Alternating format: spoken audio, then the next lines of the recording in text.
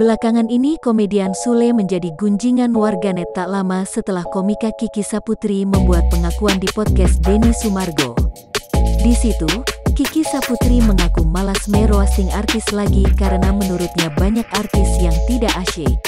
Meski Kiki Saputri tidak menyebut artis yang dimaksud, banyak warganet berasumsi artis yang tidak mau di-roasting adalah Sule. Sontak, Sule banjir kritikan. Ia dianggap sebagai komedian yang mudah terbawa perasaan. Mencoba meluruskan pandangan, Kiki Saputri, Sule dan Natalie Holzer akhirnya membicarakan hal ini melalui sambungan video call yang ditayangkan secara live di akun YouTube Sule. Pada kesempatan tersebut, Kiki Saputri mengakui kesalahannya dan meminta maaf kepada Sule. Kiki minta maaf sebesar-besarnya sama Kang Sule, Bunda, Natalie Holzer, fans Kang Sule juga. Jadi ramai begini.